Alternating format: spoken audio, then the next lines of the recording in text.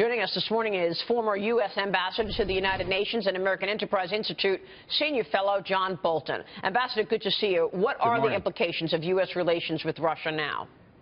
Well, I'm sure that this is an excellent opportunity to put them exactly on the face that they should be.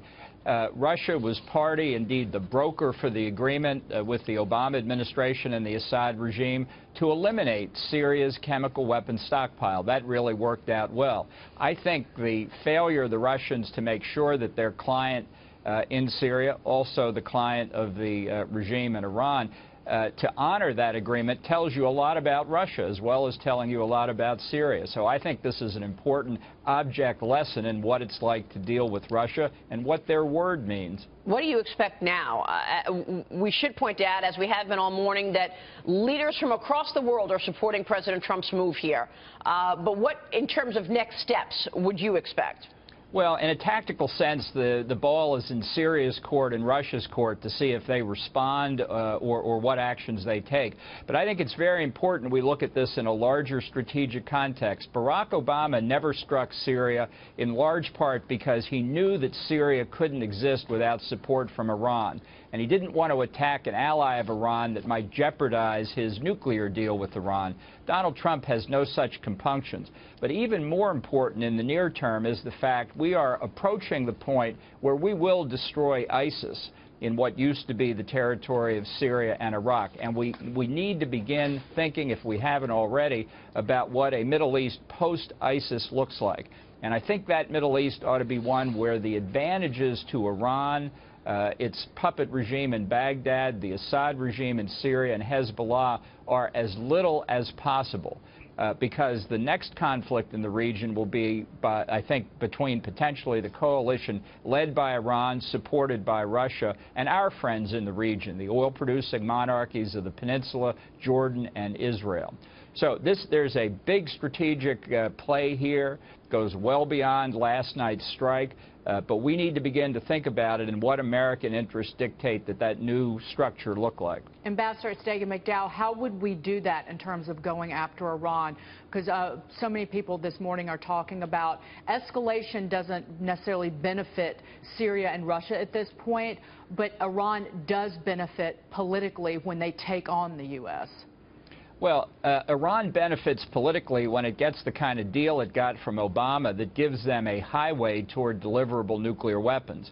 When you combine that with Iran's 37-year history of being the central banker of international terrorism, that's the threat in the Middle East. It's not a question of escalation on our part. They're already threatening the rest of the Middle East, and they're doing it in substantial part by their support for the Assad regime.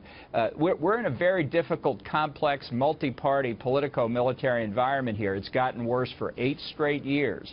It's not going to be easy to get out of, but last night's attack, I think, at least showed that the Obama era of American foreign policy is over. Yeah, it sure did, and we already heard from UN Ambassador Nikki Haley. She's called for a response to the chemical attack. She called for a response on Wednesday. She pleaded to the Security Council while holding photos of the young victims of the attack. Watch this. Want to get your reaction, Ambassador.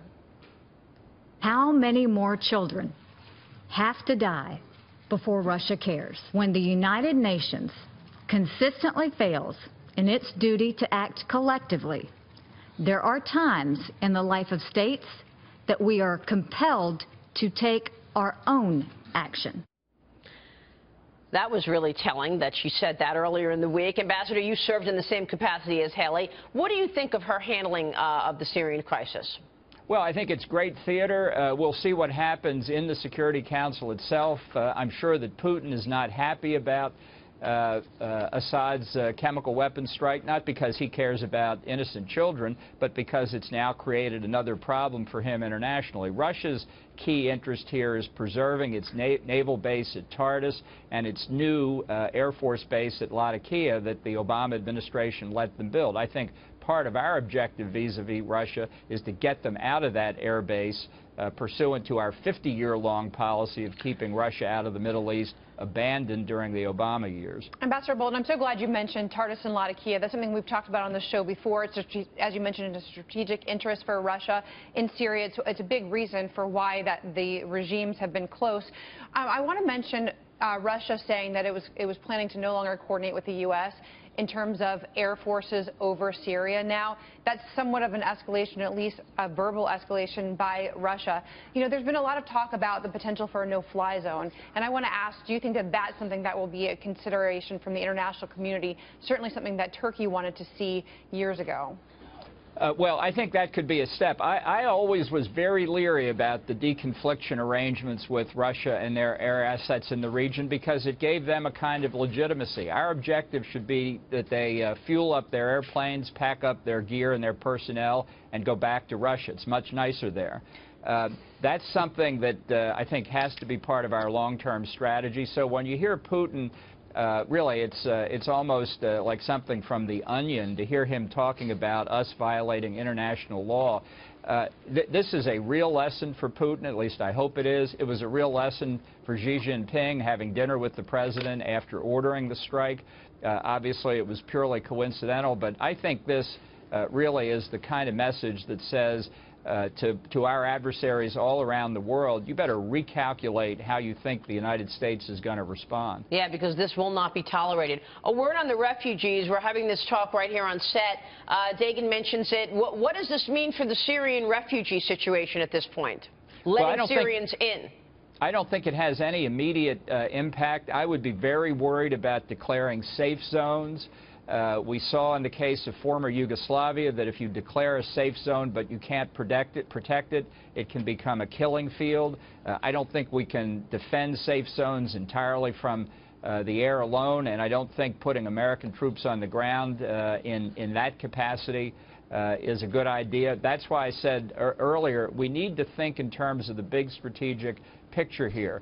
I don't think Syria and Iraq exist as functioning states anymore. I don't think they can be put back together.